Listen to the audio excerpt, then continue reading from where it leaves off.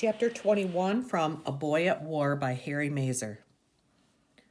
I thought you were dead, Davy said. He was in the work yard where his father had fixed Adam's bike. Some greeting after Adam had come to see him. I thought you were dead. He said it again. No such luck. Adam turned the navy cap around on his head. He thought Davy might say something about it. He thought Davy would ask him what had happened to him, but Davy didn't say anything about anything. Yeah, I thought you were dead, he said a third time. It wasn't funny the first time, and it didn't get any funnier. But Davy was smiling, and the smile kept growing. So what happened? Adam asked. Is Martin okay? What do you mean, okay? He almost died. He's still in the hospital. Well, I didn't know. Did they get that stick out okay? Stick? Stick, it was right in his heart, but what do you care? He's nothing, right? He's just a gook, yeah? We're all gooks, right? Adam slapped the navy cap against his leg. What's going on with you? Davy shrugged and stood there, snapping off twigs and dropping them on the ground. Adam tried again. How about you? You look like you came through okay. Davy snorted. Oh, yeah, I'm great. He spun around, then made a couple of fancy jitsu moves, finishing up with a kick that ended right under Adam's chin. Heck, man! Adam jumped back. What's with you, Davy?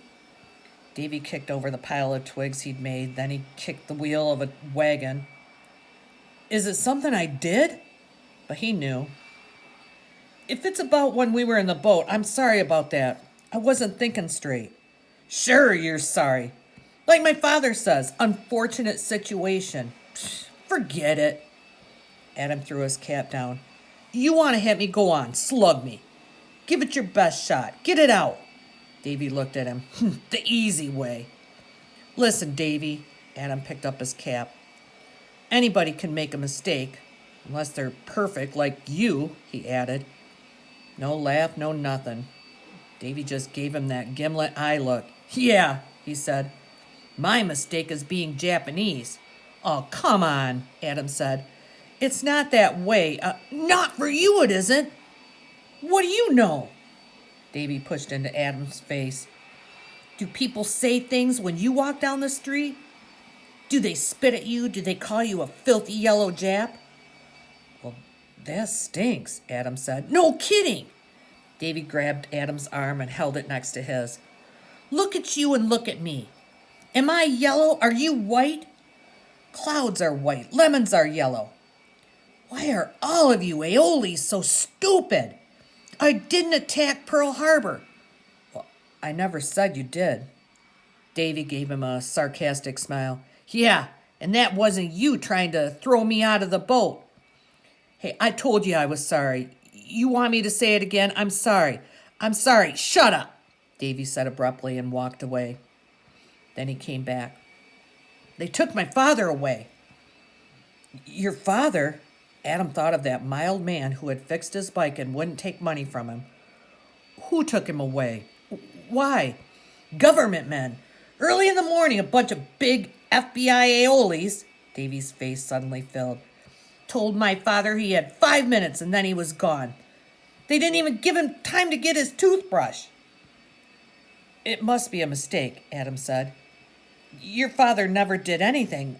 Why would they do that? He's Japanese, that's why. He lived in this country 20 years and they wouldn't let him be a citizen. So he's Japanese, and because he went back to Japan a couple of times to see my uncles, they say he's a spy. Or he might be. They have him behind barbed wire on Sand Island. Davy, that's wrong. I don't believe in that stuff. I'm not mad at you, Davy said at last. Not really. Not anymore. You know who I'm mad at? Japan for starting this war. The Empire of Japan. I hate them for that. Adam nodded. I'm sorry about your father. Now was the time to tell Davy about his own father, but he didn't. He couldn't. He was suddenly feeling too sorry for himself even to talk about it. Because even though Davy's father wasn't home yet, at least they knew he was alive, and they knew where he was. On the way to the hospital to see Martin, they went through Davy's neighborhood. It took Adam a while to figure out why the narrow, crowded streets seemed different from the last time he'd been there. The streets were just as crowded with the same Japanese faces, but it was quieter now. There had been so much noise and color before. Now the banners and signs and Japanese things were all gone. No portraits of the emperor, no ceremonial samurai swords in the store windows. Even the women were different. They all wore dresses, Western style. No more kimonos and sandals. It was as if no one wanted to look Japanese anymore.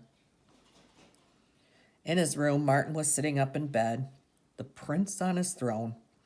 His mother was there serving him, and his father sat in the window eating sunflower seeds and spitting the shells into his hands. Martin didn't look sick. He looked happy. Davy! Adam! Ma! You know Davy? This other guy is my Aoli friend, Adam. Never saw anyone roll like him. Hug him, Ma. Davy too, Ma. His mother gave each of them a big squeeze and a kiss on the cheek. My boys' friends, good boys. Martin pulled the hospital gown open to show where they'd stitched him up. This close to my heart, he held 2 fingers together. That close. His mother put her hands over her ears. I don't want to hear.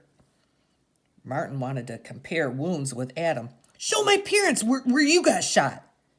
Well, I wasn't really shot, Adam said. It only grazed me. What do you mean? You got it the same as me. A bullet hit you, Martin insisted. Right, Davy? He wouldn't stop until Adam had pulled up his shirt and everyone looked at his back. See that, Ma? Bullets can't hurt this Aoli.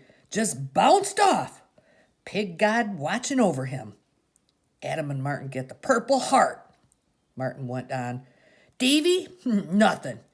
You know why he wasn't shot? They looked down. Martin craned his neck as if he were a pilot, then made an airplane sound. Ooh, Davy Morey can't shoot my cousin. Shut up, Martin, Davy said. Don't even joke about it. But the next minute he was sitting next to Martin on the bed. Martin's father wanted to take their picture. You sit on the other side, Adam, Martin said. Okay, Pa. Pretty face, his mother said. Smile, boys.